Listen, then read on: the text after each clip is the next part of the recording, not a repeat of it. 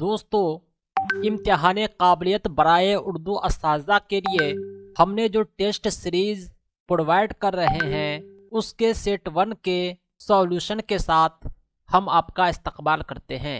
आज की इस वीडियो में हम टेस्ट सीरीज 1 में जितने भी सवालात पूछे गए थे एक एक को सॉल्व करेंगे।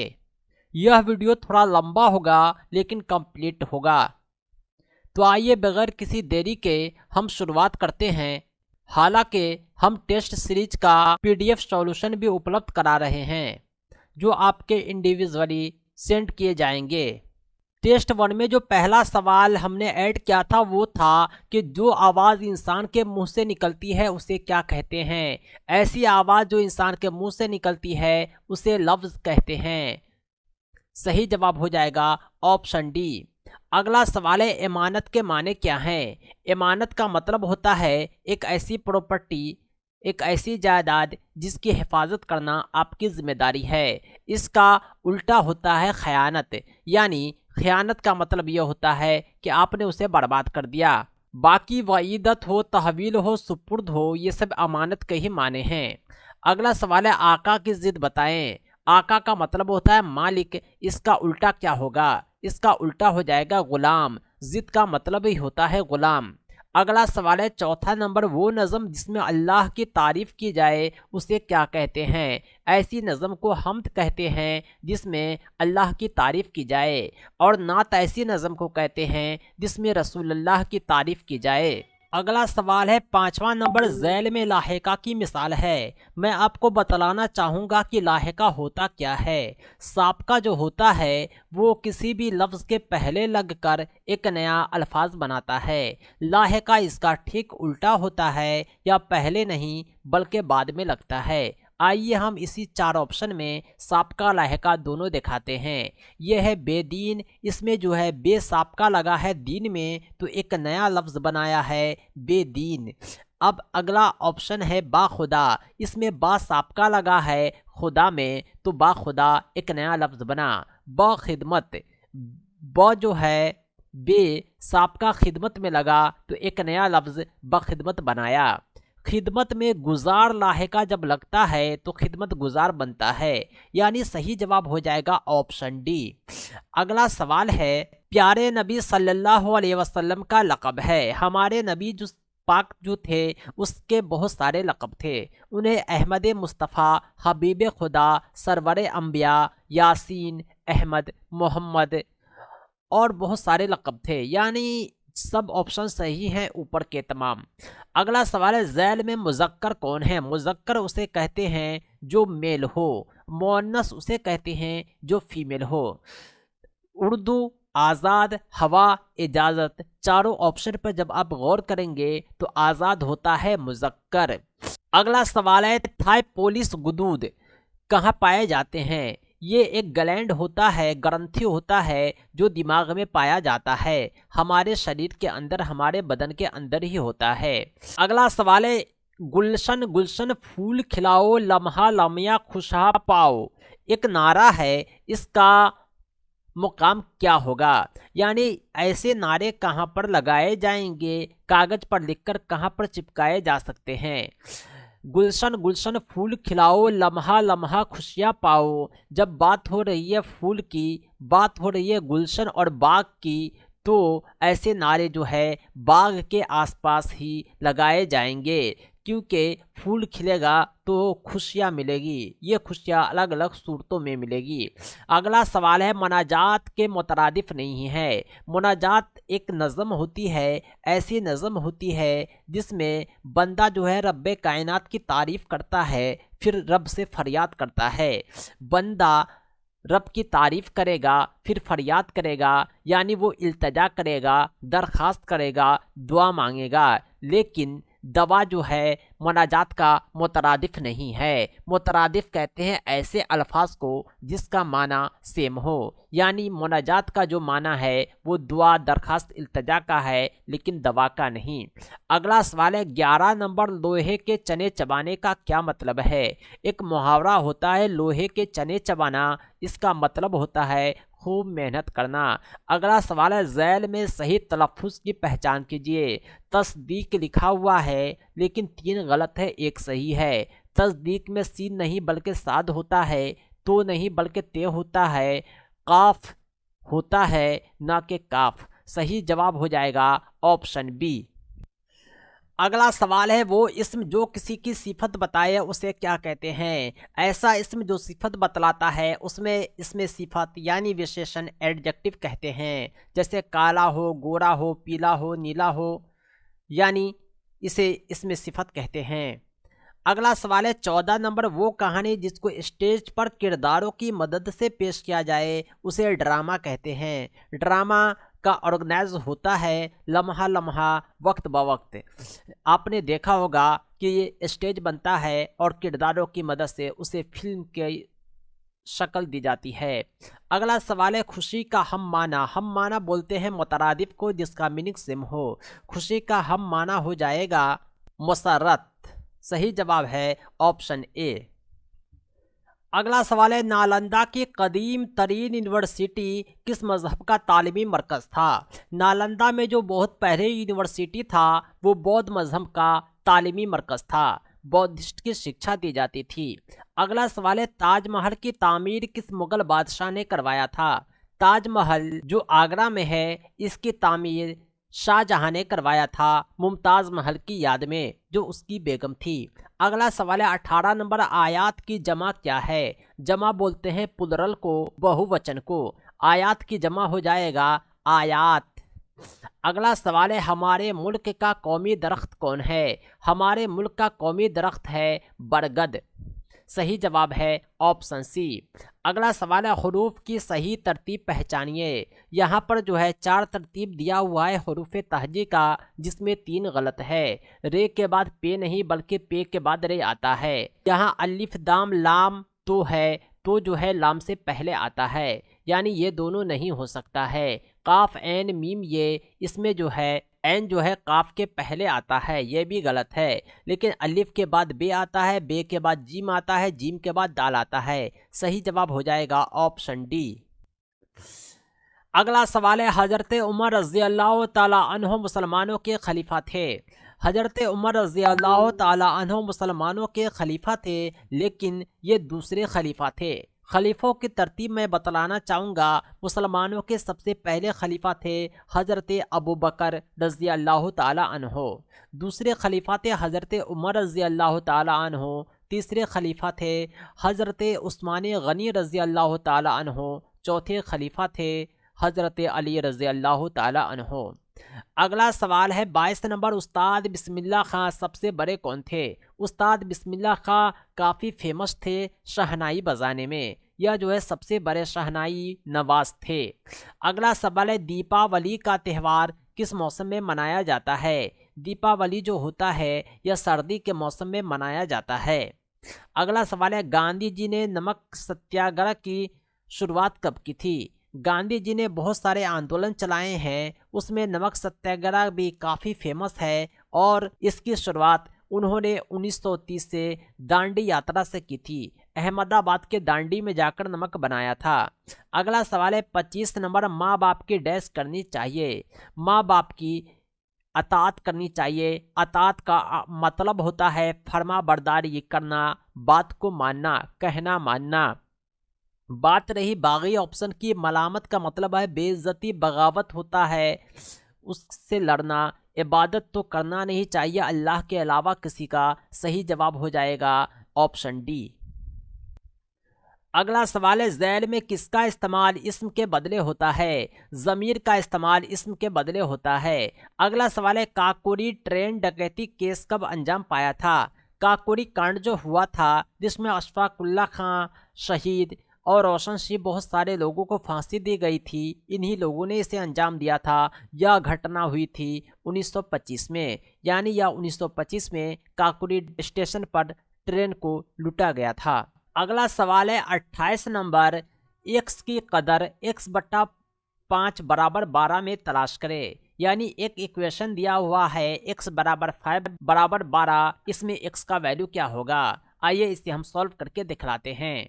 दोस्तों जब x बट्टा 5 बराबर 12 है तो x का वैल्यू निकालने के लिए हम 5 से 12 को गुना करेंगे, क्योंकि बराबर के लेफ्ट साइड में कोई भाग में रहता है तो राइट साइड में गुना में हो जाता है, गुना में रहता है तो भाग में हो जाता है, प्लस में रहता है तो माइनस हो जाता है, माइनस में रहता है तो प्लस हो जाता है। यहाँ भाग में है इसलिए हम गुना करेंगे, 12 को 5 से गुना करते हैं तो 60 आता है, यानी x का वैल्यू 60 हो जाएगा। अगर हम इसमें ऑप्शन को देखें तो सही जवाब हो जाएगा ऑप्शन सी। अगला सवाल है 29 नंबर, चौकोर के जावियों का मजमुआ क्या होता है। कोई जो चौकोर होता है जिसे चतुर्भुज कहते हैं, इसके जाविये का मजमुआ 360 डिग्री होता है। सही जवाब है ऑप्शन बी। अगला सवाल है 30 नंबर, मुंदरजा जैल में कौन सा 11,1111 की नुमाइंदगी करता है। 11,1111 आपको पता होगा, गिनती जब हम गिनते हैं तो दाएं साइड से गिनते हैं, इकाई, दहाई, सैकड़ा, हजार, 10,000, लाख। ये 11,000 नहीं बल्कि लाख तक चला गया, हमें केवल चाहिए 11,1111। आइए हम इसे देखते हैं। इसे हम सॉल्व करने के लिए एक तरफ लिखते हैं 11,000, दूसरी तरफ लिखते हैं 1111। हमने 11,000 लिख दिया और 1111 भी लिख दिया। अब हम क्या करेंगे, दोनों को जोड़ देंगे। सिंपली जब 11,000 में 1111 को जोड़ते हैं तो 12,111 हासिल होता है, जो सही जवाब है।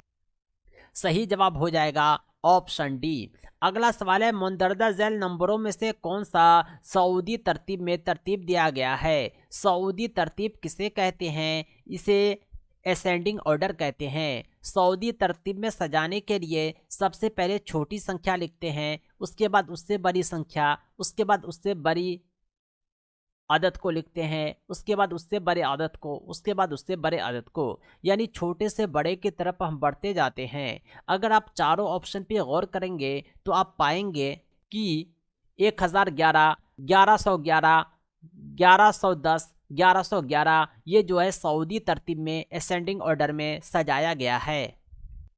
अगला सवाल है, एक टोकरी है जिसमें 4 दर्जन केले हैं, ऐसी 7 टोकरी में कितने केले होंगे। आइए हम इसे सॉल्व करके देखते हैं।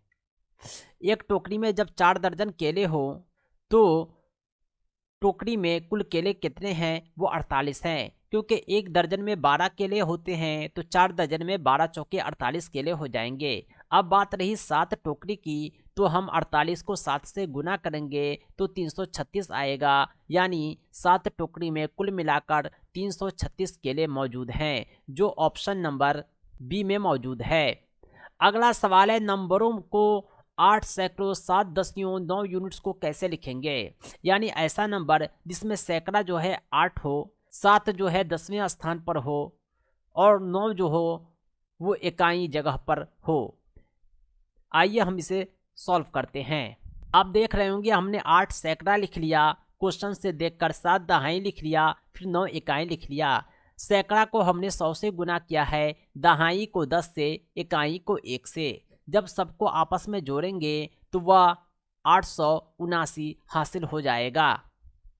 आप देख पा रहे होंगे ये ऑप्शन सी में अवेलेबल है।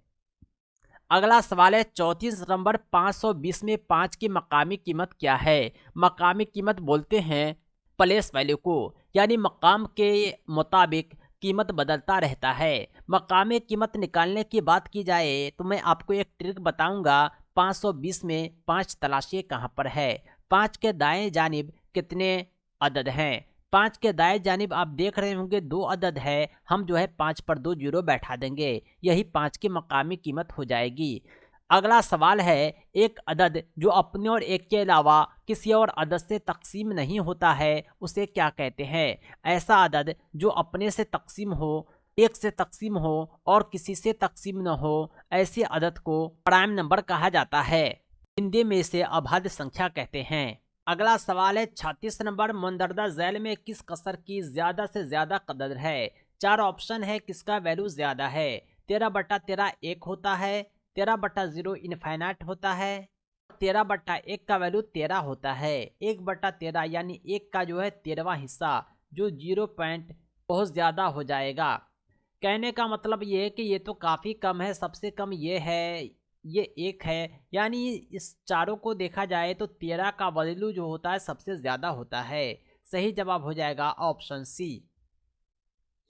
अगला सवाल है 37 ओमूदी के साथ बनने वाला जाविया होता है। ओमूदी का मतलब क्या होता है, आइए हम आपको समझाते हैं। दोस्तों, जब कोई प्लेन सरफेस हो, उस पर कोई जो है सीधी लाइन हो और जो है इस प्रकार जाविया बने, तो इसे खड़ा जाविया ओमूदी के साथ बनने वाला जाविया कहते हैं। इसका वैल्यू जो होता है 90 डिग्री होता है। ऐसे जाविये को दायां जाविया कहते हैं। सही जवाब हो जाएगा ऑप्शन डी। अगला सवाल है 38 नंबर। यहाँ पर 4 अदद दिया हुआ है, चारों में पूछ रहा है कि सबसे छोटा कौन है। ये 50 पैसा है, ये 5 पैसा है, ये 0.005 है, यानी 5 पैसे से भी काफ़ी कम है, और ये तो काफ़ी ज़्यादा कम है, क्योंकि इशारिया के बाद 4 अदद है। इशारिया के बाद जितने कम अदद हो वो उतना बड़ा होता है, जितने ज़्यादा अदद हो वो उतना कम होता है। सही जवाब हो जाएगा ऑप्शन डी। अगला सवाल है 39 नंबर। ये जो है बट्टा पर का घटाव है, इसे आइए हम सॉल्व करते हैं। जब हम 11/7 में से 4/7 घटाते हैं तो 11 में से 4 गया 7 हो जाएगा, और 7 अपनी जगह है, क्योंकि नीचे का वैल्यू सेम रहने पर ऊपर ऊपर घटाते हैं। 7/7 1 हो जाएगा। सही जवाब 1 होगा। अगला सवाल है 225 का मुरब्बा जर क्या होगा। मुरब्बा जर बोलते हैं एक ऐसे अदद को जिसे आपस में गुना किया जाए तो 225 हासिल हो। आपको पता होगा 15 को 15 से गुना करने पर 225 आता है, यानी मुरब्बा जर हो जाएगा 15। सही जवाब है ऑप्शन सी। अगला सवाल है 41 नंबर। मुंदरजा झैल में कौन सा ताक अदद है।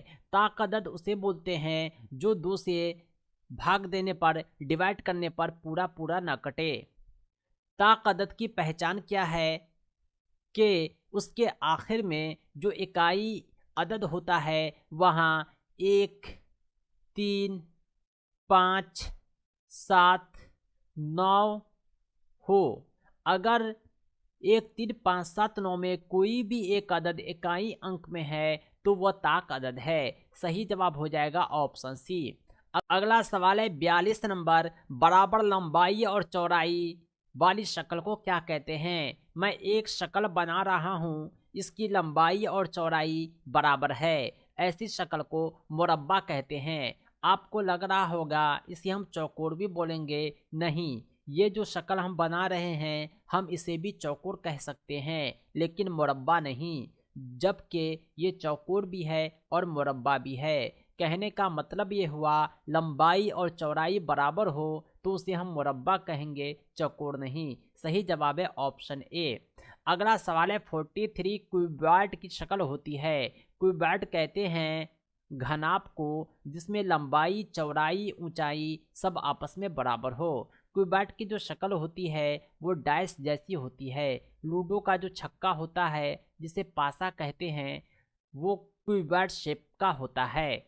अगला सवाल है मुंदरजा झैल में कौन सा दुरुस्त है। यहाँ पर एक तरफ बड़ा है एक तरफ छोटा है, लेकिन 3 गलत है, एक सही है। हमें उसी की तलाश करनी है। ऐसे जो शेप होते हैं ये बड़ा को बतलाता है, ऐसा जो शेप होता है वो छोटा को बतलाता है। अगर यह याद ना रहे तो इतना याद ज़रूर रखें कि नोक जिस तरफ है उधर छोटी अदद को लिखेंगे। यहाँ आप देख पा रहे होंगे 78 को बड़ा कर दिया गया है, 87 को छोटा, जो गलत हो जाएगा। यहाँ जो है 54 को बड़ा कर दिया गया है, 45 को छोटा ना करके बड़ा कर दिया गया है, ये भी गलत हो जाएगा। यहाँ 11,111 को बड़ा कर दिया गया है 11,101 से, ये भी गलत होगा। लेकिन ऑप्शन बी जब आप देखेंगे इधर 9,000 है इधर 6,000 है, यानी 6,009 जो है 9,006 से छोटा है। सही जवाब हो जाएगा ऑप्शन बी।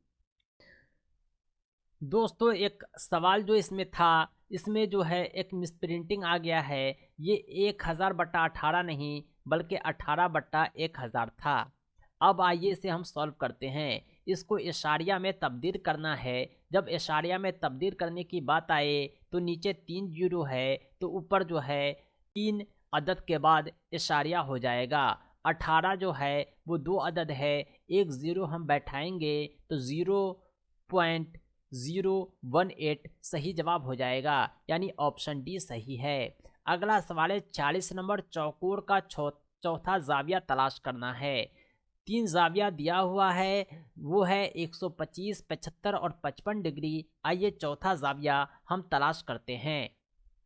आप देख पा रहे होंगे चौथा जाविया तलाश करने के लिए हमने 360 में से तीनों को जोड़कर घटाया है। ऐसा इसलिए किया है कि किसी भी चौकोर के चारों जाविये का जो जोड़ होता है वो 360 डिग्री होता है। 360 में जब हमने तीनों को जोड़कर घटाया तो 360 में से 255 घटाने पर 105 आता है। ये भी डिग्री में होगा और सही जवाब हो जाएगा 105 डिग्री, जो ऑप्शन नंबर बी में मौजूद है। सही जवाब है ऑप्शन बी। अगला सवाल है 47 नंबर, 4 कारकुन किसी काम को 8 दिनों में अंजाम देते हैं तो एक अकेला कारकुन उसी काम का 2 गुना काम कितने दिनों में अंजाम देगा। आइए हम इसे सॉल्व करते हैं। एक काम करने में 4 कारकुन जो है कितने वक्त लेते हैं, 8 दिन का वक्त लेते हैं। पूरा काम एक कारकुन ही अकेले करेगा, 4 कारकुन का बदला तो उसको वक्त लग जाएगा 8 गुने 4 32 दिन। अब सवाल ये है कि एक कारकुन जो है पूरा काम अकेले करता ही है बल्कि उसका 2 गुना काम करता है। दोहरा काम जब करेगा तो 32 को 2 से गुना कर देंगे, 64 दिन लग जाएगा उसे। अगला सवाल है 48 नंबर, इग्लू किसे कहते हैं। इग्लू जो होता है एक घर होता है जो बर्फ का बना होता है। दरअसल ऐसे मुल्क में जहां सालों भर बर्फबारी होती है वे लोग बर्फ के घर को ही बनाते हैं, क्योंकि वहां बर्फ जो है पिघलता नहीं है, टेम्परेचर माइनस में रहता है। अगला सवाल है 49 नंबर, नक्शा खींचने के लिए जो जमा का निशान कब इस्तेमाल होता है। नक्शा बनाने में जमा का निशान अस्पताल को दिखाने में इस्तेमाल होता है। अगला सवाल है 50 नंबर, मंदरदा झील में कौन सी खरीफ फसल है। एक होती है खरीफ फसल, एक होती है रबी फसल। रबी फसल ठंडी में उगाई जाती है, खरीफ फसल गर्मी में उगाई जाती है। आप गौर करेंगे धान की फसल खरीफ फसल है, यह मार्च अप्रैल में बोई जाती है, अक्टूबर नवंबर में ठंडी से पहले काट ली जाती है। बाकी ये सब जो है रबी फसल है, ठंडी के सीजन में पैदा होने वाली फसल है।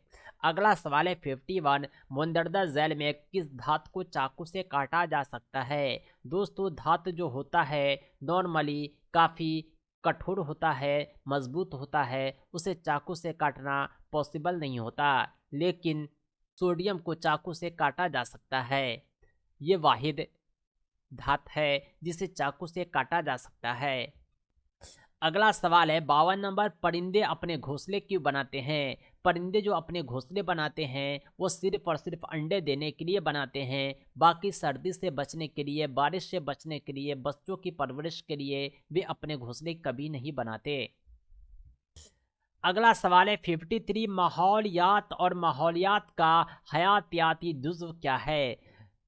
यानी इन्वायरमेंटल स्टडीज़ का जो हयातियाती जुज़्व होता है, आइए हम आपको बतलाते हैं। ये जो होता है वो नबातात होता है। सही जवाब है ऑप्शन डी। मुंदरदा झील में कौन सा फॉसिल फ्यूल है, यानी ख़त्म हो जाता है। फॉसिल फ्यूल उसे कहते हैं जो काफ़ी दिनों तक ज़मीन के अंदर दबा रहे, उसके बाद वो इस्तेमाल हो और उसके ख़त्म होने के बाद दोबारा बनने का इम्कान काफ़ी कम हो, इसे फॉसिल फ्यूल कहते हैं। अगला सवाल है 55 नंबर, माहौलियात और माहौलियात का जिस्मानी जुज़्व क्या होता है। इन्वायरमेंटल स्टडीज़ का जो जिस्मानी जुज़्व होता है वो बहता हुआ पानी होता है।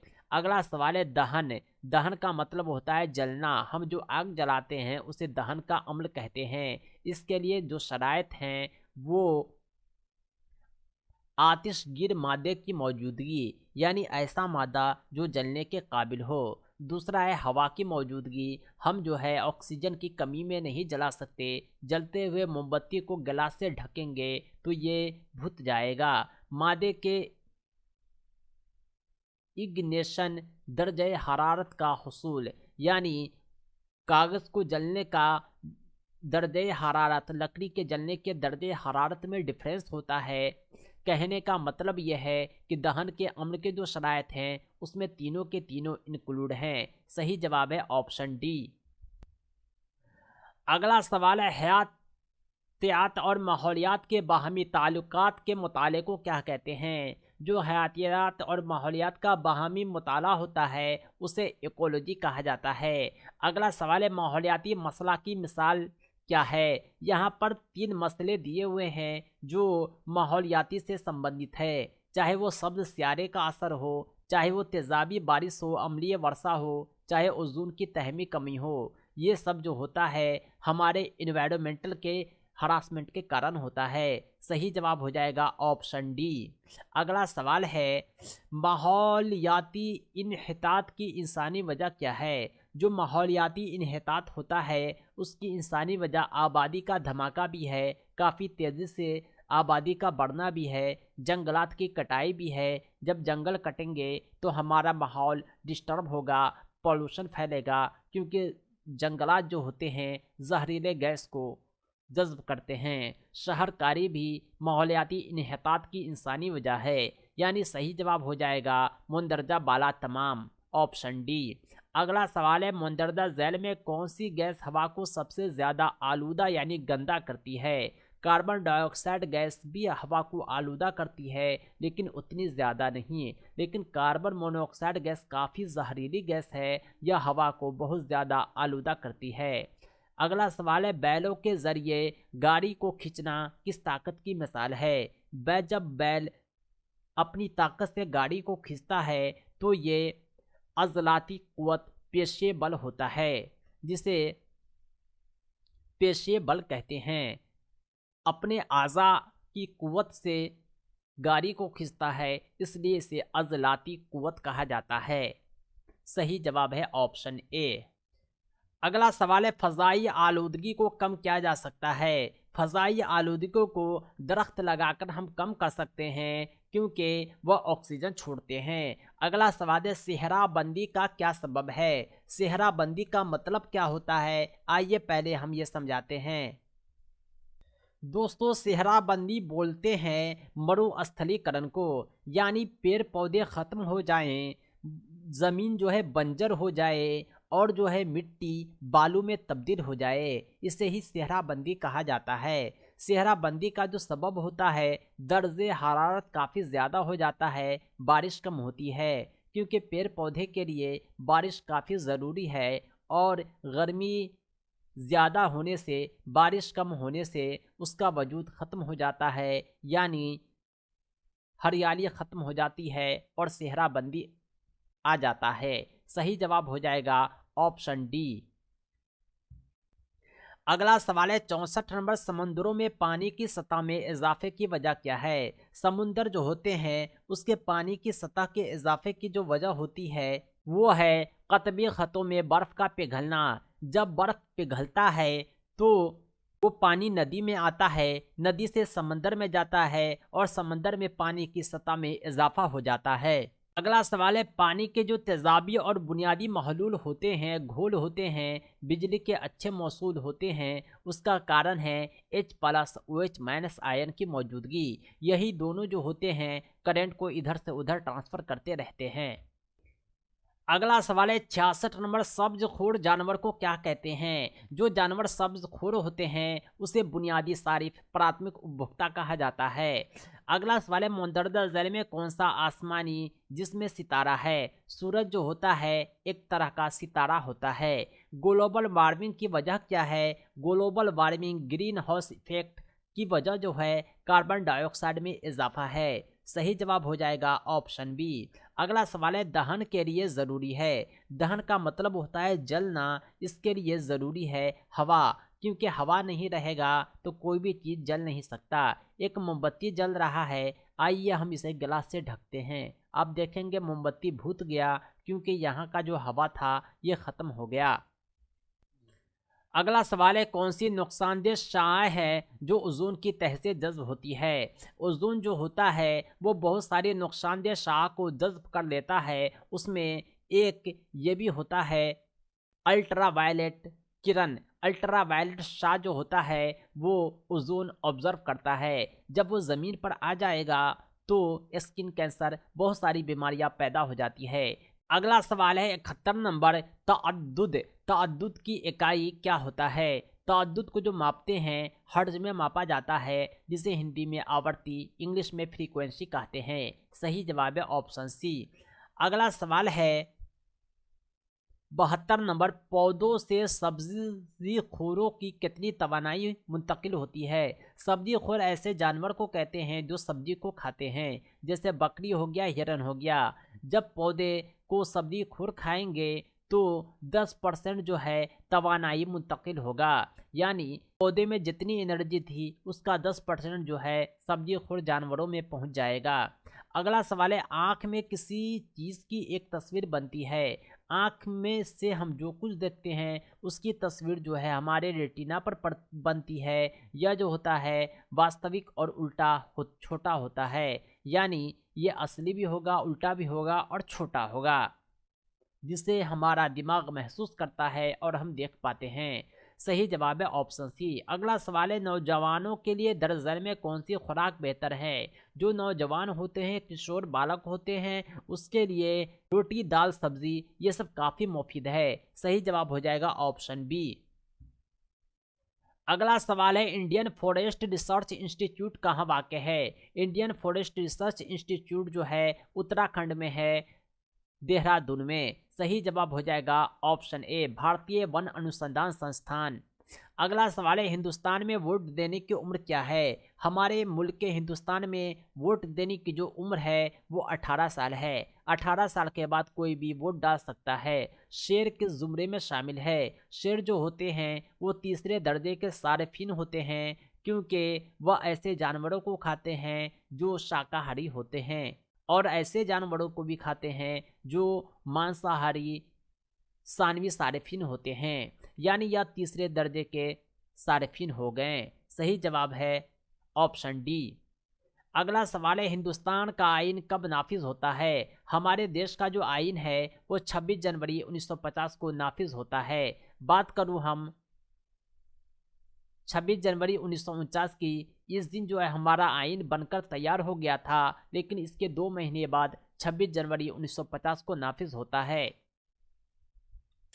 अगला सवाल है 79, एक कसीरुल सकाफती क्लासरूम, इसे समावेशी वर्ग कहते हैं, में ज़बान के उस्ताद के तौर पर किस चीज़ को सबसे ज़्यादा अहमियत देंगे।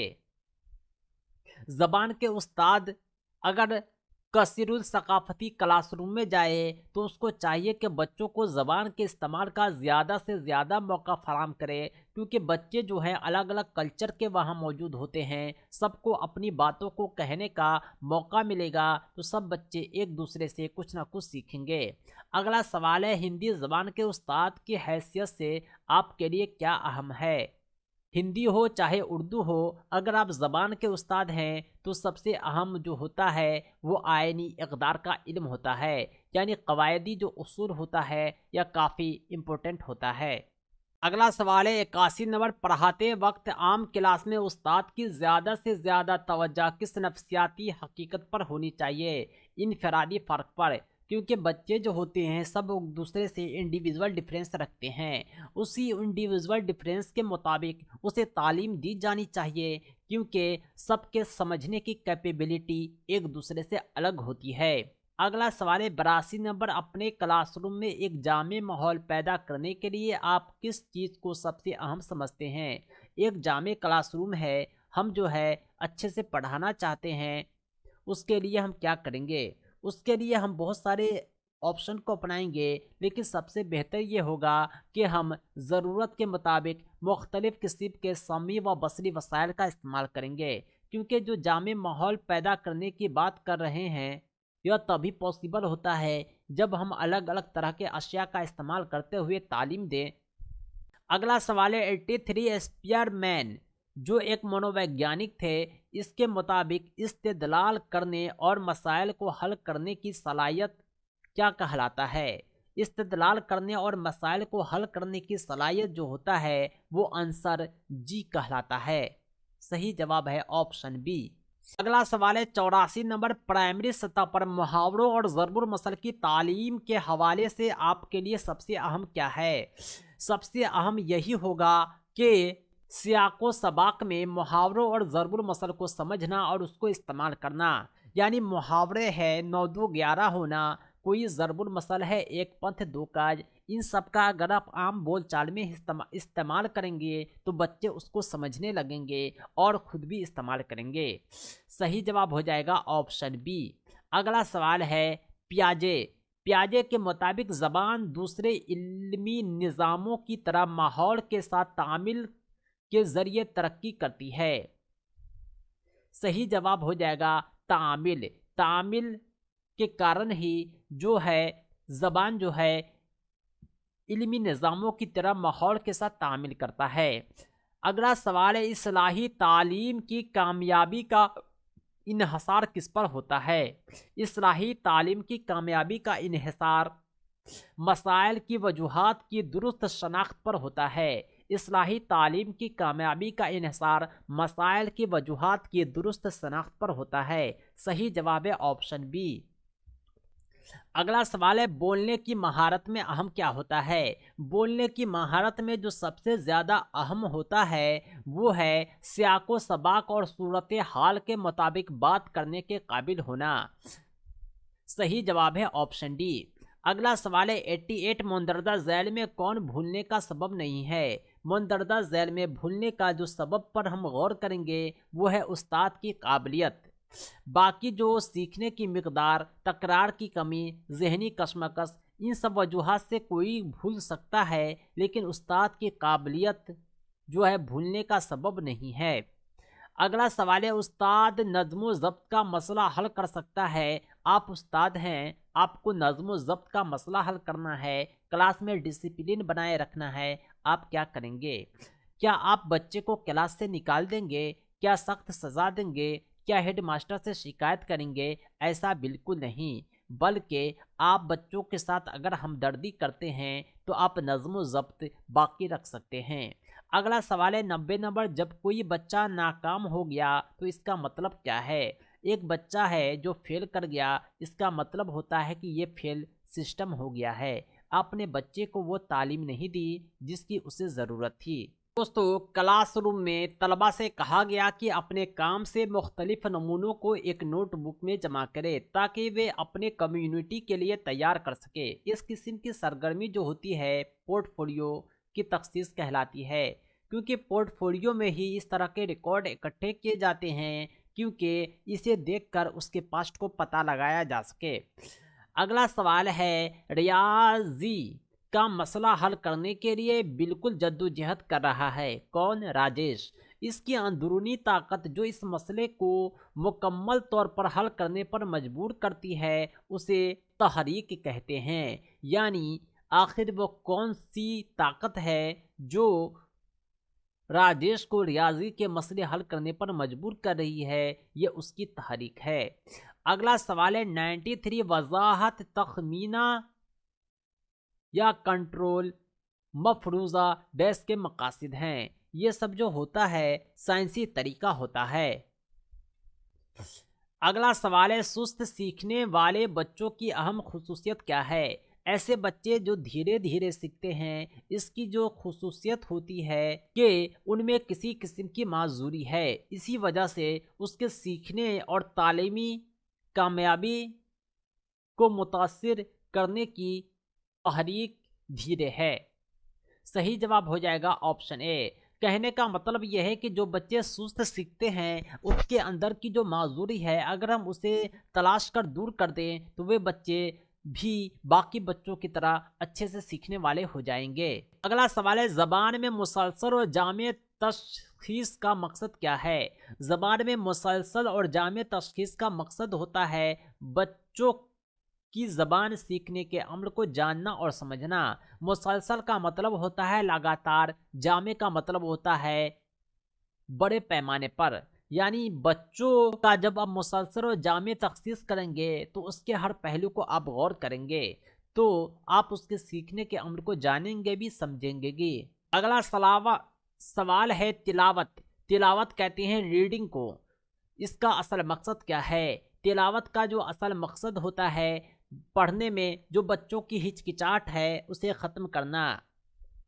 अगला सवाल है याददाश्त के तहत होता है। याददाश्त कहते हैं याद रखने को। इसके तहत जो होता है बरकरार रखना और याद करना होता है। अगला सवाल है 98 नौजवानों के दौरान कई किस्म के तनाव और इज़्तिराब होते हैं, असातिज़ा को क्या चाहिए? नौजवानों के दौरान जो बहुत किस्म के तनाव और इज़्तिराब हैं उसको चाहिए कि वो हमदर्दी के साथ काम ले और बच्चों के साथ उसके दोस्त के जैसा बर्ताव करके उसे आगे बढ़ाएं। अगला सवाल है लेव वाइगोत्स्की के इस ज़बानी मुकालमे को क्या कहते हैं जो बच्चों के अपने साथ होते हैं? ये जो होता है उसे ज़ाती गुफ्तगू कहते हैं। इसका मतलब होता है खुद से बात करना। जवानी में मुंतकली का आगाज़ करने वाले दौर को क्या कहते हैं? जवानी में मुंतकली का जो आगाज़ होता है उसे जवानी कहते हैं, किशोरावस्था कहते हैं, एडोलेसेंस कहते हैं। दोस्तों ये थे 100 सवालात जो इम्तहान काबिलियत बराए उर्दू असातिज़ा के लिए हमारे टेस्ट सीरीज में से पहले टेस्ट से लिए गए थे। दोस्तों इसी तरह हम 5 टेस्ट कंप्लीट करेंगे और सबकी लिंक आप इसी वीडियो के डिस्क्रिप्शन में हासिल कर पाएंगे। साथ ही साथ आपके इंडिविजुअल कॉन्टेक्ट पर भी हमसे भेजे जाएंगे। अगर आप हासिल करना चाहते हैं तो आप हमसे 7631314948 पर व्हाट्सएप करके हासिल कर सकते हैं।